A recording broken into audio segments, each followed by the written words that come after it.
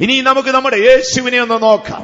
യേശുവിനെ കുറിച്ച് ഇങ്ങനെ എഴുതിയിരിക്കുന്നു: നാം അധർമ്മികളായിരിക്കുമ്പോൾ, നാം പാപികളായിരിക്കുമ്പോൾ, നാം നിഷ്ഠൂരരായിരിക്കുമ്പോൾ, നാം ദോഷികളായിരിക്കുമ്പോൾ തക്ക സമയത്ത് സ്വന്തം പ്രാണനെ ഏൽപ്പിച്ച് ഒരു വിധത്തിലും തനിക്ക് ബന്ധമില്ലാത്ത മാനവരാശിയുടെ അകൃത്യങ്ങളെ സ്വന്തം തോളിൽ ചുമന്നുകൊണ്ട് ആകാശത്തിനും ഭൂമിക്കും മധ്യേ മരിച്ച് മനുഷ്യനോട് സ്നേഹം കാട്ടിയത് നമ്മുടെ കർത്താവായ യേശുവാണ്. സ്നേഹത്തിന്റെ മൂന്നാം വശത്തേക്ക് നമുക്ക് ഇറങ്ങിപ്പോകാം. അത് വിശുദ്ധന്മാരുടെ സ്നേഹമാണ്. വിശുദ്ധ പൗലോസ്ലീഹ എഫേസ്യർക്ക് ലേഖനം എഴുതുമ്പോൾ ഇങ്ങനെ അദ്ദേഹം എഴുതിയിരിക്കുന്നു: നിങ്ങൾ സകല വിശുദ്ധന്മാരോടും കൂടെ ചേർന്ന് ദൈവത്തിന്റെ സ്നേഹത്തിന്റെ ആഴം, അതിന്റെ നീളം, അതിന്റെ വീതി, ഇതിന്റെ ഉയരം നിങ്ങൾ ഗ്രഹിച്ചുകൊള്ളുവിൻ. പിതാവായ ദൈവം സ്നേഹത്താൽ അഖിലാണ്ടത്തെ സൃഷ്ടിച്ചു. കർത്താവായ യേശു തന്റെ സ്നേഹത്താൽ ഈ പ്രപഞ്ചത്തിലെ മാനവരാശിക്ക് വീണ്ടെടുപ്പ് നൽകി. കാലാകാലങ്ങളിൽ ജീവിച്ച വിശുദ്ധന്മാർ പരിശുദ്ധാത്മാവിന്റെ ശക്തിയാൽ ദൈവത്തിന്റെ സ്നേഹത്തിന്റെ ആഴം നമ്മുടെ ഹൃദയങ്ങളിലേക്ക് ഒഴുക്കി. ദൈവത്തിന് മഹത്വം ഉണ്ടാകട്ടെ. ആകയാൽ വേദപുസ്തകം എല്ലാ കാലഘട്ടത്തിലും സ്നേഹത്തിനു പ്രാധാന്യം കൊടുത്തിട്ടുണ്ട്. ബൈബിൾ മാത്രമല്ല, ഇന്നുവരെ ലോകത്തിൽ എഴുന്നേറ്റ് വന്നിട്ടുള്ള സകല മതങ്ങളും മതഗ്രന്ഥങ്ങളും മതഗുരുക്കന്മാരും മനുഷ്യവർഗത്തോട് ആവശ്യപ്പെട്ടത്: ഒന്ന്, നീ സഹജീവികളെ സ്നേഹിക്കുക; രണ്ട്, നീ നിന്റെ സൃഷ്ടാവിനെ സ്നേഹിക്കുക. ദൈവത്തിന് മഹത്വം ഉണ്ടാകട്ടെ. ഈ സ്നേഹം എന്ന വിഷയത്തിന്റെ ആഴം നാം പഠിച്ചാല് ഗ്രീക്ക് വാക്കിൽ ഇതിന് ചില വാക്കുകൾ കൊടുത്തിട്ടുണ്ട്. അതിൽ അതിപ്രധാനമായ ചില വാക്കുകൾ നമുക്ക് ചുരുക്കമായി ചിന്തിക്കാം. നമ്മുടെ സമയം വളരെ ചുരുക്കമാണ്. എല്ലാം വിശദമായി ചിന്തിപ്പാൻ നമുക്ക് സമയം പോരാ. ഗ്രീക്കിന്റെ ചില ഭാഷാ വിവർത്തനം നോക്കുമ്പോൾ പ്രകൃതിയുടെ ഒരു സ്നേഹമുണ്ട്. ആ പ്രകൃതിയുടെ സ്നേഹത്തിന് സ്റ്റോർഗെ എന്നൊരു ഗ്രീക്ക് വാക്കാണ് ഗ്രീക്ക് പണ്ഡിതന്മാർ പറയുന്നത്. സ്റ്റോർഗെ എന്ന വാക്കിന്റെ അർത്ഥം പ്രകൃതിയിൽ തിങ്ങി നിറഞ്ഞു നിൽക്കുന്ന സ്നേഹം. കാക്കയ്ക്ക് തന്റെ കുഞ്ഞിനോട് സ്നേഹമുണ്ട്, കോഴിക്ക് തന്റെ കുഞ്ഞിനോട് സ്നേഹമുണ്ട്, ആകാശപ്പറവുകൾക്കും മഹാസമുദ്രത്തിലെ മത്സ്യങ്ങൾക്കും കാറ്റിലെ മൃഗങ്ങൾക്കും ചലിക്കുന്ന ഏതൊരു പ്രാണികൾക്കും തന്റെ കുഞ്ഞുങ്ങളോട്, തന്റെ പിൻഗാമികളോട് ഒരു സ്നേഹമുണ്ട്.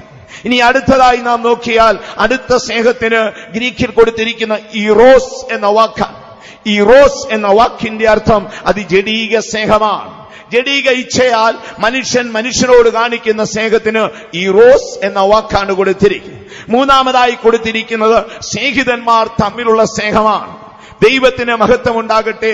സ്നേഹിതന്മാർ തമ്മിലുള്ള ആ സ്നേഹത്തിന് ഗ്രീക്ക് വാക്കിൽ കൊടുത്തിരിക്കുന്നത് ഫീലിയോ എന്ന വാക്കാണ്. ഫീലിയോ എന്ന വാക്കിന്റെ അർത്ഥം സ്നേഹിതന്മാർ തമ്മിലുള്ള സ്നേഹമാണ്. നാലാമത് ഈ സ്നേഹത്തെക്കുറിച്ച് പറഞ്ഞിരിക്കുന്നത് അഗാപ്പെ എന്ന സ്നേഹമാണ്. അഗാപ്പെ എന്ന സ്നേഹം മനുഷ്യനോട് ദൈവം കാണിച്ചിട്ടുള്ള സ്നേഹമാണ്. അതിരില്ലാതെ, മാനദണ്ഡമില്ലാതെ, അകൃത്യം കണക്കിടാതെ മനുഷ്യവർഗത്തെ അളവറ്റ സ്നേഹത്താൽ സ്നേഹിച്ച നമ്മുടെ ദൈവം തമ്പുരാന്റെ സ്നേഹത്തിന് ഗ്രീക്ക് വാക്ക് കൊടുത്തിരിക്കുന്നത് അഗാപ്പെ എന്നാണ്. ഇന്ന് രാത്രിയിൽ നമുക്ക് ചിന്തിക്കേണ്ടത് നീ എന്നെ സ്നേഹിക്കുന്നുവോ എന്നുള്ളതാണ്. ദൈവത്തിന്റെ സ്നേഹത്തിന്റെ വശങ്ങൾ ബൈബിളിൽ അനേക ഇടങ്ങളിൽ എടുത്തെഴുതിച്ചു. വേദപുസ്തകത്തിന്റെ ആഴങ്ങളിലേക്ക് കടന്നു വരുമ്പോൾ ദൈവത്തെ സ്നേഹിച്ച അനേക വിശുദ്ധന്മാർ ലോകാരംഭം മുതലേയുണ്ട്. മനസാക്ഷിയുഗത്തിലും ന്യായപ്രമാണ യുഗത്തിലും സങ്കലന യുഗത്തിലും കൃപായുഗത്തിന്റെ ആരംഭ നാളുകളിലും ജീവിച്ച അനേക വിശുദ്ധന്മാരുടെ ദൈവത്തോടുള്ള സ്നേഹത്തിന്റെ മനോഹര ചിത്രം നമുക്ക് തിരുവെഴുത്തിൽ കാണാം. ഇന്ന് ലോകത്തിലേക്ക് നാം നോക്കിയാൽ ഞാൻ പറഞ്ഞല്ലോ, മാനവരാശി ഏറ്റവും അധികം സ്നേഹിച്ചത് നമ്മുടെ കർത്താവായ യേശുവിനെയാണ്. എന്താണ് അതിന്റെ കാരണം? സ്നേഹം കൊണ്ട് മാത്രമേ മനുഷ്യന് സ്നേഹമുണ്ടാക്കാനൊക്കൂ. നമ്മുടെ മുറ്റത്ത് കിടക്കുന്ന ഉരുളൻ ചരൽക്കല്ലെടുത്ത് അത് പരസ്പരം ഒന്ന് ഉരച്ചു നോക്കിക്കാൻ, അതിന്റെ ഉള്ളിൽ നിന്ന് തീ പാറുന്നത് നിങ്ങൾക്ക് കാണും. അത് കല്ലായി അങ്ങിങ്ങായി ചെതറിക്കിടക്കുമ്പോൾ ആ ചരൽ കഷ്ണത്തിനുള്ളിൽ തീയില്ല ദൈവമക്കളെ. പക്ഷേ രണ്ട് കല്ലുകൾ തമ്മിലൊന്ന് ഉരസുമ്പോൾ അതിന്റെ ഇടയിലുണ്ടാകുന്ന ആ ചൂട് നിമിത്തം തീ ഇങ്ങനെ പാറി തെന്നുന്നത് നിങ്ങൾക്ക് കാണാം. ഇതാണ് സ്നേഹത്തിന്റെ രൂപം. സ്നേഹം എന്നത് അതൊരിക്കലും അധികാരം കൊണ്ടോ, ഒരിക്കലും ശിക്ഷാ നടപടി കൊണ്ടോ, ഒരിക്കലും ഒരു എന്തെങ്കിലും ഭൗമ്യമായ പ്രവൃത്തി കൊണ്ടോ ഉരുവാക്കിയെടുക്കാൻ സാധ്യമല്ല. സ്നേഹം കൊണ്ട് മാത്രമേ സ്നേഹത്തെ നിർമ്മിച്ചെടുക്കാൻ ഒക്കത്തുള്ളൂ. ലോക ചരിത്രത്തിൽ മാനവരാശി മശിഹായെ ഇത്ര ആഴമായി സ്നേഹിച്ചു. നിർമ്മലമായ സ്നേഹം, ഒരു കന്യകയുടെ സ്നേഹം എന്ന വണ്ണം യേശുവിനെ മനുഷ്യവർഗം സ്നേഹിക്കുമെന്ന് മഹാനായ സോളമ നീ എന്തുകൊണ്ട് പാടിയെന്ന് ചോദിച്ചാൽ അദ്ദേഹം ഒറ്റ വാക്കിൽ പറയും, ആകാശത്തിന്റെ കീഴ് ഭൂമിക്ക് മുകളിൽ ഈ കാലഘട്ടം വരെ മനുഷ്യവർഗത്തെ സ്നേഹിച്ചിട്ടുള്ളതിൽ ഏറ്റവും വലിയ സ്നേഹം അതെന്റെ യേശുവിന്റെ സ്നേഹമാണ്. ആ സ്നേഹമാണ് എനിക്ക് ജീവൻ നൽകിയത്. ആ സ്നേഹമാണ് എന്നെ വീണ്ടെടുത്തത്. ആ സ്നേഹമാണ് എന്റെ പാപം ക്ഷമിച്ചത്. ആ സ്നേഹമാണ് എനിക്ക് വേണ്ടി കരുതിയത്. വിശ്വസിക്കുന്നവർ കാര്യങ്ങൾ ഉയർത്തി ശക്തിയോടെ ഒരു ഹല്ലേലൂയ പറഞ്ഞാട്ടെ. ആകയാൽ ഇതുകൊണ്ടാണ് യേശുവിനെ ആഴമായി മാനവരാശി സ്നേഹിക്കുന്നത്. ആ സ്നേഹത്തിൽ നിന്നൊന്നും ആർക്കും പിടിച്ച് പിന്നിലേക്ക് കൊണ്ടുവരാൻ സാധ്യമല്ല. നാം ഇനി ഈ മനുഷ്യവർഗത്തിന്റെ സ്നേഹത്തിന്റെ ആഴം നാം നോക്കിയാല് ഈ ക്രൈസ്തവ സമൂഹങ്ങൾക്കിടയിൽ തന്നെ ദൈവത്തോടുള്ള സ്നേഹത്തിന്റെ പല രൂപങ്ങൾ നമുക്ക് കാണാം. ദൈവത്തോടുള്ള സ്നേഹത്തിന്റെ പല രൂപങ്ങൾ തിരുവെഴുത്ത് അടിസ്ഥാനത്തിൽ ഇന്ന് ലോകത്തിൽ തന്നെ നമുക്ക് കാണാം. അതിലൊന്നാണ് വിശുദ്ധിയോടുള്ള സ്നേഹം. ഇന്ന് രാത്രി ശ്രോതാക്കളായി നിങ്ങളോട് ഞാൻ ചോദിക്കട്ടെ, നിങ്ങൾ എന്തുകൊണ്ട് വിശുദ്ധിയെ സ്നേഹിച്ചു? പാപത്തെ വിട്ടെറിഞ്ഞ് നീതിയുടെ മാർഗത്തിൽ വന്ന് വിശുദ്ധന്മാർ അറിയിച്ച ദൂതുകളെ അംഗീകരിച്ച് ഏതൊന്നിനും തയ്യാറായി തല വണങ്ങിക്കൊടുക്കുവാൻ നിങ്ങൾ തയ്യാറായതിന്റെ രഹസ്യം എന്തെന്നറിയാമോ? യേശുവിനോടുള്ള സ്നേഹമാണ്. യേശുവിനോടുള്ള ആഴമായ സ്നേഹം പറഞ്ഞു മാനസാന്തരപ്പെടാൻ. യേശുവിനോട് ആഴമായ സ്നേഹം പറഞ്ഞു സ്നാനമേൽക്കാൻ. യേശുവിനോട് ആഴമായ സ്നേഹം പറഞ്ഞു പാപത്തെ വെറുക്കാൻ. യേശുവിനോട് ആഴമായ സ്നേഹം പറഞ്ഞു നീ ഭൂമിയിൽ വിശുദ്ധിയോടെ ജീവിക്കാൻ. ആകയാൽ ഒരുവൻ വിശുദ്ധിയെ സ്നേഹിക്കുന്നുവെങ്കിൽ ആ സ്നേഹത്തിന്റെ പിന്നിൽ യേശുവിനോടുള്ള ആഴമായ സ്നേഹം. ആ സ്നേഹം പ്രാപിച്ചവരാണ് ഇന്ന് രാത്രി പന്തലിനുള്ളിലിരിക്കുന്നവരും സമീപ പ്രദേശങ്ങളിൽ ഇരിക്കുന്നു. ഇനിയും യേശുവിനോടുള്ള സ്നേഹത്തിന്റെ മറ്റൊരു രൂപം നമുക്ക് കാണാം. അതാണ് ഭൂമിയിലെ ത്യാഗം നിറഞ്ഞ ജീവിതം. കുറെ നാളുകൾക്ക് മുൻപ് ഞാൻ യാദൃശ്യമായ ഗ്രീക്കിൽ നിന്ന് ട്രാൻസ്ലേഷൻ ചെയ്ത ഫിലോകാലിയ എന്നൊരു ബുക്ക് വായിച്ചു. ഇത് പുരാതന കാലത്തുള്ള ഒരു ബുക്കാണ്. ഭാരതത്തിലെ ഒരു ഹൈന്ദവ സന്യാസി ഇത് ഗ്രീക്കിൽ നിന്ന് ഭാരത ഭാഷയിലേക്ക് ട്രാൻസ്ലേഷൻ ചെയ്തു. പിൽക്കാലത്ത് ഒരു കത്തോലിക്ക പുരോഹിതൻ, ബഹുമാനപ്പെട്ട പുരോഹിതൻ അത് മലയാളത്തിലേക്ക് ട്രാൻസ്ലേഷൻ ചെയ്തു. യാദൃശ്യമായി അതെന്റെ കരങ്ങളിൽ കിട്ടി. ഞാനത് വായിച്ചു. 1-ാം നൂറ്റാണ്ടിൽ ജീവിച്ചിരുന്ന സന്യാസി വൃദ്ധരായ ക്രൈസ്തവ ഭക്തന്മാരുടെ ദുരിതത്തിന്റെ പട്ടികയാണ്. അതൊക്കെ വായിച്ചാൽ നമ്മൾ ഭയപ്പെട്ടു പോകും. ദൈവമക്കളെ, കൊടും വനങ്ങളിലും കൊടും മരുഭൂമികളിലൊക്കെ പോയി ഏകാന്തതയിൽ ജീവിച്ച സന്യാസി വീരന്മാർ. അയ്യോ, അതെന്താണ് അതിന്റെ രഹസ്യം? സ്വർഗീയമായ ദർശനമാണോ? നിത്യതയിലെ അവകാശത്തെക്കുറിച്ചുള്ള ആഗ്രഹമാണോ? സ്വർഗത്തിലൊരു ഉയർന്ന സ്ഥാനമോ? അല്ല. അതിന്റെ പിന്നിൽ മശിഹായോടുള്ള ആഴമായ സ്നേഹമാണ്. ഈശോയോടുള്ള ആഴമായ സ്നേഹമാണ് അവരെ ലോകത്തിൽ ത്യാഗികളായി ജീവിപ്പാൻ സഹായിച്ചത്. അപ്പോൾ വിശുദ്ധിയെ സ്നേഹിക്കണമെങ്കിൽ അവൻ യേശുവിനോടൊരു സ്നേഹം ഉണ്ടാകണം. ഭൂമിയിൽ ത്യാഗപൂർണമായ ഒരു ജീവിതം ചെയ്യണം. ഞാൻ പറഞ്ഞല്ലോ, അത് 5 വാല്യങ്ങളായി ഇറക്കിയിരിക്കുന്ന പുസ്തകമാണ്. യാദൃശ്യമായി ആരോ ഒരാൾ എനിക്ക് അയച്ചു തന്ന, എവിടെ നിന്ന് അഡ്രസ് ലഭിച്ചെന്ന് അറിഞ്ഞുകൂടാ, ഒരു ദിവസം എന്റെ കയ്യിൽ കിട്ടി. ഞാനതിങ്ങനെ വായിച്ചു. ആയിരക്കണക്കിന് ഭക്തന്മാരുടെ, പുരാതന ക്രൈസ്തവ സഭയുടെ ഭക്തന്മാരായ പിതാക്കന്മാരുടെ ദുരിതത്തിന്റെ കഷ്ടതയുടെയും പട്ടികയാണ്. അവർ റഷ്യയിലും ഇതുപോലെ തന്നെ പല ലാറ്റിൻ അമേരിക്കൻ രാജ്യങ്ങളിലും യൂറോപ്പിന്റെ പല ഭാഗങ്ങളിലും ജീവിച്ച ഈ ഭക്തന്മാർ യേശുവിനെ സ്നേഹിച്ചിട്ട് സ്വന്തം ജീവനെയും സ്വയമായതെല്ലാം ഉപേക്ഷിച്ച് അവർ ത്യാഗികളായി ജീവിച്ചതിന്റെ രഹസ്യം യേശുവിനോടുള്ള സ്നേഹമാണ്. ഇനി അടുത്ത യേശുവിനോടുള്ള ക്രൈസ്തവന്റെ സ്നേഹത്തിന്റെ 3-ാമത്തെ രൂപം എന്തെന്നറിയാമോ? അതാണ് സഹജീവികളോടുള്ള കരുണ. എന്റെ ഭൈത്തോമിന് സമീപം ഒരു അനാഥാലയം. ഞാൻ ഇടയ്ക്കൊക്കെ അവിടെ പോകാറുണ്ട്. കാര്യം എന്തെന്ന് ചോദിച്ചാൽ, അന്തിമവിധിയുടെ നാളിൽ യജമാനൻ ചോദിച്ചാൽ അനാഥനംശം കൊടുക്കാതെ ഞാൻ കഴിച്ചിട്ടില്ലെന്ന് പറയുന്ന ഇയ്യോബ് അവിടെ നിന്നാ നമ്മുടെ കാലടി ആടും. ഈ പേടിയുള്ളത് കൊണ്ട് ഞാനിടയ്ക്ക് അവരെ പോയി കാണാറുണ്ട്, അവരുടെ കാര്യങ്ങളൊക്കെ അന്വേഷിക്കാറുണ്ട്. അപ്പോൾ ഒരു ദിവസം ഞാൻ ആ സിസ്റ്ററോട് ചോദിച്ചു, എന്താണ് നിങ്ങൾ ഇത്രമാത്രം ഈ കാര്യങ്ങൾ ചെയ്യുന്നത്? അംഗഹീനരായവർ, പൊട്ടന്മാർ, ഭ്രാന്തന്മാർ, പ്രാകൃതമായി കിടക്കുന്നവർ, അവരെല്ലാം കുളിപ്പിച്ച് അവർക്ക് ഭക്ഷണം കൊടുത്ത് അവരെ അണിയിച്ച് എന്തോ ഒരു കഷ്ടം. ഉന്നത നിലവാരമുള്ള കുടുംബങ്ങളിൽ നിന്ന് വിട്ടെറിഞ്ഞു വന്നിട്ട് എന്താണ് ഇങ്ങനെ ചെയ്യുന്നത്? ഞാൻ അവിടുത്തെ സൂപ്രണ്ടിനോട് ചോദിച്ചു, സിസ്റ്റർ എന്താണ് ഇങ്ങനെ ചെയ്യുന്നത്? എന്നോട് പറഞ്ഞു, ബ്രദർ തോമസ്, സ്വർഗത്തിൽ ഒരു ഉയർന്ന സ്ഥലം കിട്ടുമെന്നല്ല, യേശുവിനോടുള്ള സ്നേഹത്താൽ ഞങ്ങൾ ഇത് ചെയ്യുകയാണ്. എന്റെ ഹൃദയം ഉരുകിപ്പോയി. യേശുവിനോടുള്ള സ്നേഹമാണ് നമ്മെ വിശുദ്ധിയിലേക്ക് നടത്തിയത്. യേശുവിനോടുള്ള സ്നേഹമാണ് നമ്മെ ഈ വിശുദ്ധന്മാരെ അനുഗമിപ്പാൻ പഠിപ്പിച്ചത്. യേശുവിനോടുള്ള സ്നേഹമാണ് നമ്മുടെ പിതാക്കന്മാർ ലോകത്തെ വെറുത്ത് ജീവിച്ചത്. യേശുവിനോടുള്ള സ്നേഹമാണ് സഹജീവികളോട് അനുകമ്പയും കരുണയും കാണിക്കുന്നത്. എനിക്ക് വലിയ അത്ഭുതം തോന്നി. കർത്താവേ, ഞാൻ അവർക്കായി പ്രാർത്ഥിക്കാറുണ്ട്. സമയം കിട്ടുമ്പോൾ ഇടയ്ക്കൊക്കെ വിളിക്കും. എന്നെ അല്ലെങ്കിൽ വിളിച്ചോളും. ഞാൻ ഇടയ്ക്ക് പോകും. രഹസ്യം എന്തെന്ന് ചോദിച്ചാൽ ഇതാണ് യേശുവിനോടുള്ള സ്നേഹം. ഞാൻ ചോദിച്ചു, സിസ്റ്ററെ, ഇതിലൊക്കെ മുഷിപ്പ് തോന്നാറുണ്ടോ? ഒരിക്കലും തോന്നിയിട്ടില്ല. രഹസ്യം എന്ത്? അത് ഞാൻ യേശുവിനോട് കാണിക്കുന്ന സ്നേഹമാണ്. സ്വർഗത്തിലെ ഉന്നതമായ സ്ഥാനമാനമോ ഉയരത്തിലിരിക്കുന്ന തേജസ്സിന്റെ കിരീടമോ ഒരു മഹിമയുടെ സിംഹാസനമോ അല്ല അവിടെ പ്രതീക്ഷ. പിന്നെയോ ജീവൻ നൽകി അധർമ്മിയായ എന്നെ വീണ്ടെടുത്ത യേശുവേ, നിന്നോടുള്ള സ്നേഹമാണ് ഞാൻ സഹജീവിയെ സ്നേഹിക്കുന്നത്. അപ്പോൾ നമുക്ക് ആ യേശുവിനൊരു ചോദ്യമുണ്ട്. ഇന്ന് രാത്രി നിന്നോടും ചോദിക്കുന്നു, നീ എന്നെ സ്നേഹിക്കുന്നു? ചോദ്യം ആരോടാണെന്നറിയാമോ? 1-ാം നൂറ്റാണ്ടിലെ ഏറ്റവും വലിയ പിന്മാറ്റക്കാരനോ? 1-ാം നൂറ്റാണ്ടിലെ ഏറ്റവും വലിയ പിന്മാറ്റക്കാരനോട് ചോദിക്കുകയാണ്, നീ എന്നെ സ്നേഹിക്കുന്നു? മറുപടി എന്തെന്നറിയാമോ? പറയാനുള്ള ആത്മധൈര്യമില്ലാത്തത് കൊണ്ട് മൂളി അവസാനിപ്പിച്ചു, ഉവ്വ കർത്താവേ, ഉവ്വ കർത്താവേ. ചോദിക്കുന്നത് സ്നേഹമുണ്ടോ ഉണ്ടോ ഇല്ലയോ എന്ന് പറയാൻ തുനിയാതെ ഉവ്വ കർത്താവേ. കാരണം അതിയായ കുറ്റബോധം തലയ്ക്കുമേളിൽ നിൽക്കുകയാണ്. ഈ പത്രോസിന്റെ ചരിത്ര പശ്ചാത്തലം നാം പഠിച്ചാല് അദ്ദേഹം വളരെ ശ്രേഷ്ഠനാണ്. കാര്യം, കർത്താവായ യേശുവിനെ കണ്ട നാളിൽ ശിഷ്യന്മാരിൽ യേശു പേര് മാറ്റിയിട്ട ഒരേ ഒരു ശിഷ്യനേ ഉള്ളൂ. പേര് ശിമോൻ. വാക്കിന്റെ അർത്ഥം നദീതീരത്തെ ഞാങ്ങണ. നദീതീരത്തെ ഞാങ്ങണ പൊങ്ങുതടിയാണ്. അതിങ്ങനെ വെള്ളത്തിൽ ആടി ആടി ഒലഞ്ഞുകൊണ്ടിരിക്കും. അങ്ങോട്ടും ആടും ഇങ്ങോട്ടും ആടും. ഇനി അടുത്തോളം അടിച്ചാൽ കരയ്ക്കിരിക്കും, അടുത്തോളത്തിന് വീണ്ടും വെള്ളത്തിൽ ഇറങ്ങി നിൽക്കും. ഞാങ്ങണ കണ്ടാൽ കരിമ്പ് പോലിരിക്കും. അകം പൊങ്ങുകൊണ്ട് നിറഞ്ഞതും ഉപയോഗശൂന്യനുമായ വാക്കാണ് ശിമോൻ എന്ന വാക്ക്. യോഹന്നാന്റെ മകനായ ശിമോൻ നസ്രേത്തുകാരനായ യേശുവിനെ ആദ്യം കാണുമ്പോൾ യേശു അവനെ തുറിച്ചു നോക്കിയിട്ട് ഒരു വാക്ക് പറഞ്ഞു. വാക്കിതാണ്, കേഫാ. കേഫാ. ആ വാക്ക് കേട്ട് പത്രോസ് ഒന്ന് ഞെട്ടി. ശീമോനായിരിക്കും കാലത്ത് വിശ്വസ്തനായ ദൈവം അവനെ വിളിച്ചത് കേഫ എന്നാണ്. കേഫ എന്ന വാക്കിന്റെ അർത്ഥം ഉറപ്പുള്ള പാറയിൽ നിന്ന് അടർന്നു വീണ കഷമാണ്.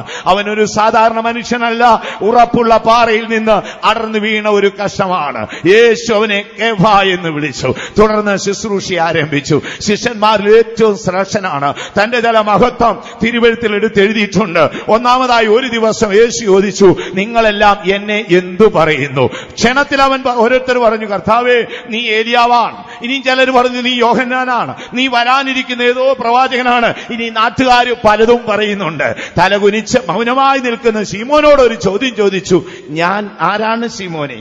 ശീമോൻ തല ഉയർത്തിയിട്ട് ഒറ്റ വാക്ക് പറഞ്ഞു, നീ നിത്യജീവനാണ്.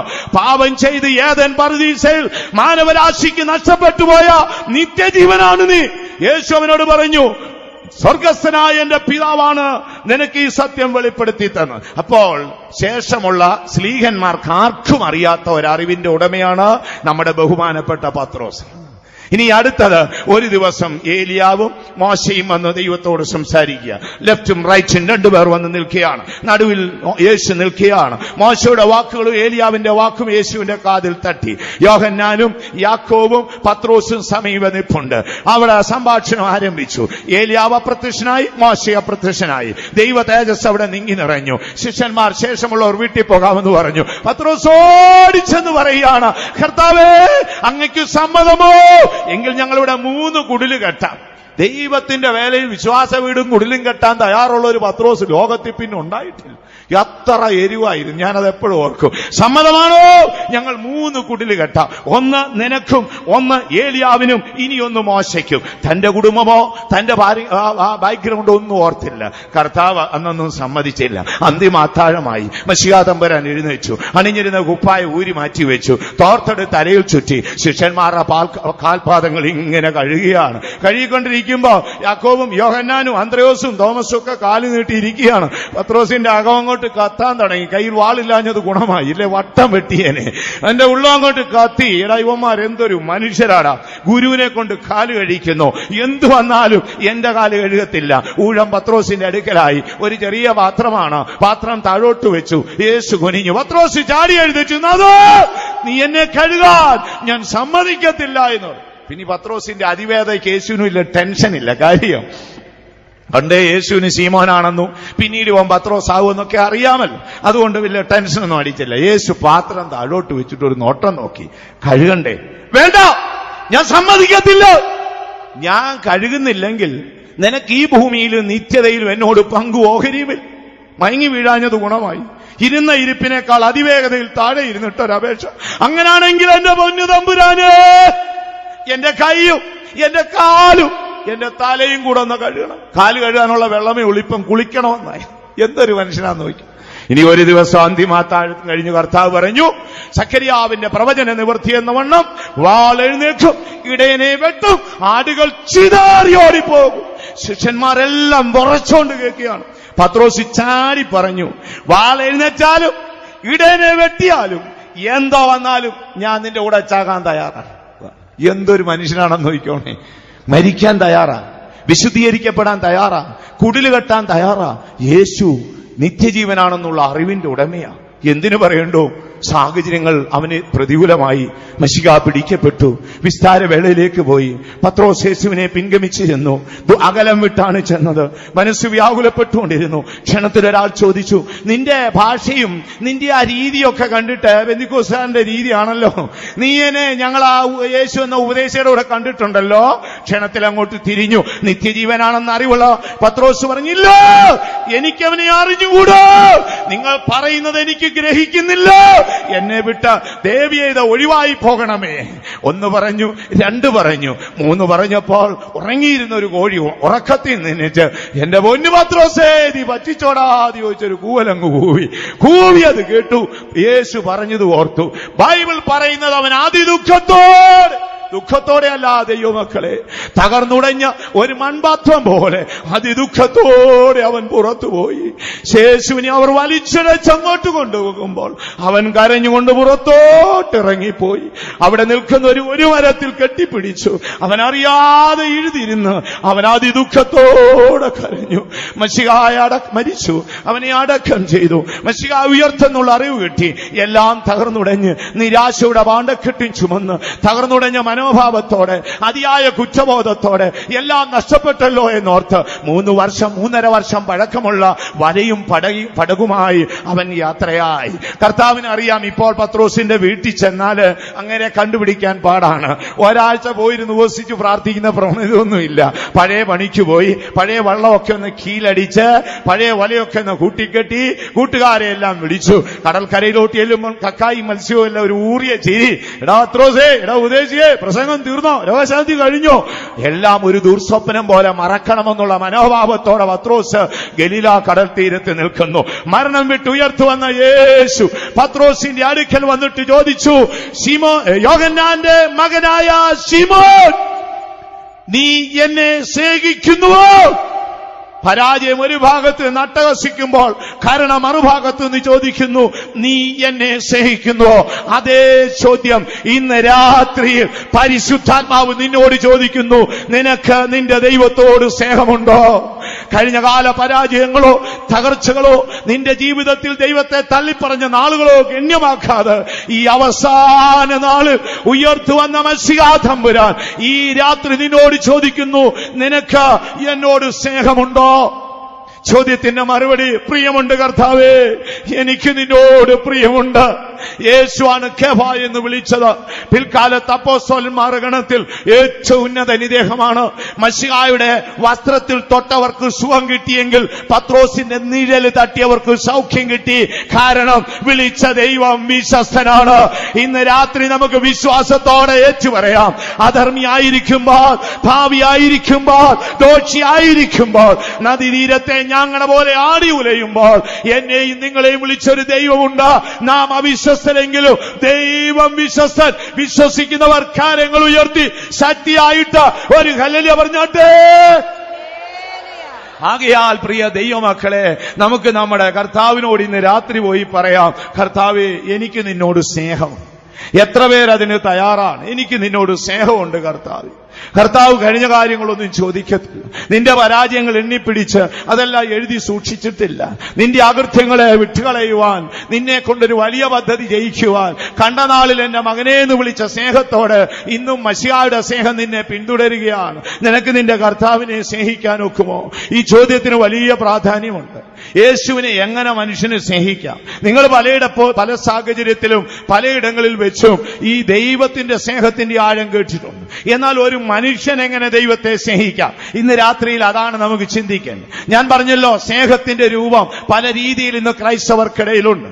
കർത്താവ് യേശുവിൽ വിശ്വസിച്ച് ആ വിശുദ്ധിയെ സ്നേഹിച്ചിട്ടാണ് ഇന്ന് രാത്രി ഞാനും നിങ്ങളിവിടെ കൂടിയിരിക്കുന്നത്. അനന്തനിത്യതയുടെ കവാടം തുറക്കുന്ന ആളിൽ ഉന്നതമായൊരു സ്ഥാനമാനം ലഭിക്കുമെന്ന് ഓർത്തല്ല ശ്രോതാക്കളെ ഇവിടെ വന്നിരിക്കുന്നു. യേശുവിന്റെ സ്നേഹത്തിന്റെ ആഴമാണ് ഓരോ നാളും നമ്മെ മുൻപോട്ട് നടത്തിക്കൊണ്ടിരിക്കുന്നത്. ആ സ്നേഹവലയത്തിന്റെ ഉള്ളിൽ പിടിക്കപ്പെട്ടാൽ അവൻ എല്ലാ കാലത്തും വിശുദ്ധിയെ സ്നേഹിച്ചോളും. അവനെ നിങ്ങൾ വലിച്ചെടുത്ത പാതാളത്തിന്റെ വാതിക്കലെറിഞ്ഞാലും യേശുവിന്റെ സ്നേഹമുള്ളവൻ അവന്റെ ജീവിതത്തെ സൂക്ഷിച്ചുകൊള്ളും. വർഷങ്ങൾക്ക് മുമ്പ് ലണ്ടൻ പട്ടണത്തിൽ ഒരു ഭക്തയായ മേരി ഖാദറൻ എന്നൊരു സ്ത്രീ ജയിലറകളിൽ സുവിശേഷം അറിയിച്ചു. അനേക പാപികൾ, കൊലപാതകന്മാർ യേശുവിനെ രക്ഷിതാവായി സ്വീകരിച്ചു. ഒരു ദിവസം അവർ കുതിരവണ്ടിയിൽ പോകുമ്പോൾ ഒരു വാഹനാപകടത്തിൽപ്പെട്ടവർ മരിച്ചു. അവരുടെ മരണം ആ ലണ്ടൻ പട്ടണത്തിലെ ജയിലിനെ പിടിച്ചുലച്ചു. കുറ്റവാളികൾ അലറി വിളിച്ചു, ഞങ്ങൾക്ക് ഞങ്ങളുടെ അമ്മയെ കാണണം. അതിൽ നിന്ന് ഒരിക്കലും ഒഴിവാകാൻ പാടില്ല. ജയിലിലുള്ള ഉദ്യോഗസ്ഥർ സമ്മതിച്ചില്ല. അപ്പോൾ അവർ ജയിൽ കത്തിക്കുമെന്നായി. അവരുടെ ഭീകരത കണ്ടപ്പോൾ ആ ജയിൽ ഉദ്യോഗസ്ഥൻ തീരുമാനമെടുത്തു, ഡെഡ് ബോഡി ജയിലിലേക്ക് കൊണ്ടുവരാമോ? പക്ഷെ അതിന് അനുവാദമില്ല. പിന്നെ എന്തു ചെയ്യാൻ നോക്കും? ആർക്കും ഉൾക്കൊള്ളാൻ കഴിയാത്ത വിഷയം. ഒടുവിൽ അദ്ദേഹം തീരുമാനിച്ചു, തന്റെ റിവോൾവറൊക്കെ റെഡിയാക്കി വെച്ചു. ഈ കുറ്റവാളിയിൽ ഒരുവനെങ്കിലും പോയാൽ സ്വയം ആത്മഹത്യ ചെയ്തേക്കാമെന്ന് തീരുമാനിച്ചു. ഒടുവിൽ എല്ലാ കുറ്റവാളികളെയും ഇറക്കി വിട്ടു. ചങ്ങലകൾ അഴിച്ചു. അവർ സെൻട്രൽ ജയിലിന്റെ പുറത്തു വന്നു. അവർ തെരുവിൽ കൂടെ നിരനിരയായി നടന്നു. അവർ ആ മേരി ഖാദറിന്റെ ഡെഡ് ബോഡി കണ്ടു, മടങ്ങി വന്നു. എല്ലാവരെയും എണ്ണി നോക്കി. കുറ്റവാളികളെല്ലാം ഉണ്ട്. ജയിലിന്റെ ഗേറ്റുകൾ അടച്ച ശേഷം ഈ ജയിൽ ഉദ്യോഗസ്ഥൻ ചോദിച്ചു, ശ്രോതാക്കളെ, സ്നേഹിതരെ, നിങ്ങളെ ഞങ്ങൾ ഇറക്കി വിട്ടതല്ലേ? നിങ്ങളുടെ കയ്യിലെ ചങ്ങലകൾ അഴിച്ചില്ലേ? നിങ്ങൾ ഈ ഗേറ്റിന് പുറത്തു വന്നില്ലേ? നിങ്ങൾ എന്താണ് ഓടി രക്ഷപ്പെടാഞ്ഞത്?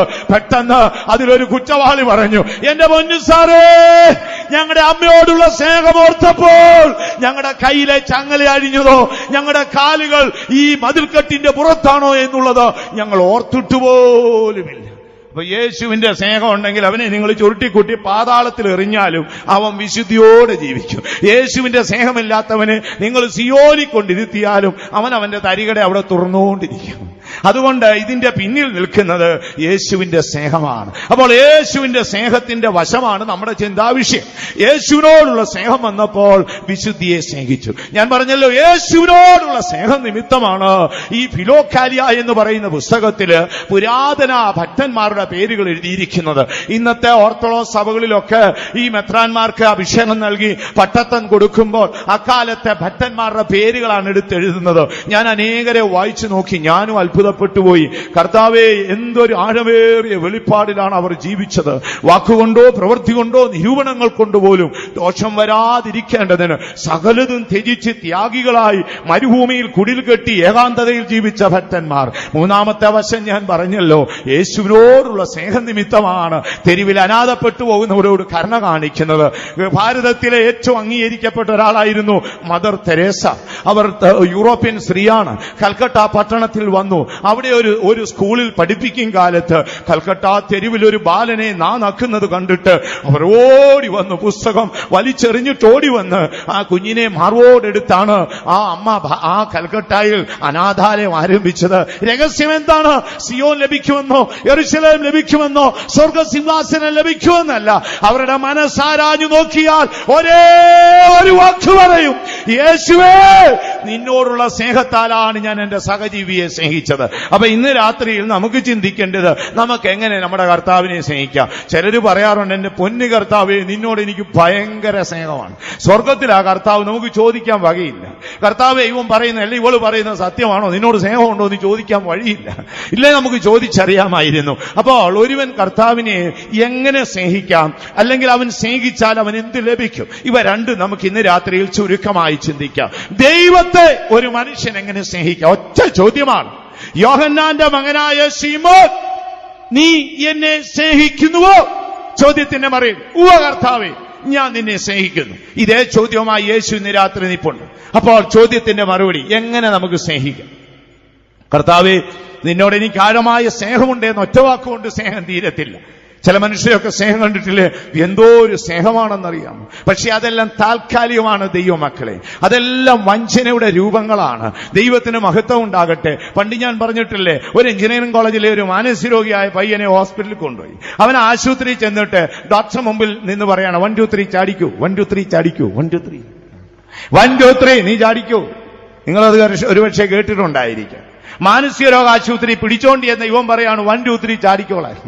എന്താണ് ഇതിന്റെ രഹസ്യം? കാര്യങ്ങൾ അന്വേഷിച്ചപ്പോൾ എഞ്ചിനീയറിംഗ് കോളേജിൽ ഒരു പെൺകുട്ടിയുമായി സ്നേഹമായിരുന്നു. കുറെ നാളൊക്കെ വട്ടം കറങ്ങി നടന്നു. ഇവരുടെ ജീവിതം നാട്ടുകാരറിഞ്ഞു, വീട്ടുകാരറിഞ്ഞു. പ്രശ്നം രൂക്ഷമായി, രക്ഷയില്ലാതെ വന്നു. ആത്മഹത്യ ചെയ്തേക്കാന്ന് പറഞ്ഞു. ഇവൻ എന്തൊരു കള്ളനാണെന്ന് നോക്കിക്കോണം. സാധുവായ ആ പെൺകുട്ടിയെ കൂട്ടിക്കൊണ്ടുപോയി വലിയൊരു വെള്ളച്ചാട്ടത്തിന്റെ അടുക്ക എന്നിട്ട് പറഞ്ഞു, ഞാൻ പറയുമ്പോൾ നമുക്ക് ഒന്നിച്ച് ചാടിക്കണം. അവൻ പറഞ്ഞു 1 2 3 ചാടിക്കോ. പാവപ്പെട്ട പെൺകുട്ടി തലകീഴായിട്ട് ചാടി. ഇവൻ 1 2 3 പറഞ്ഞ് കരയ്ക്ക് നിന്നു.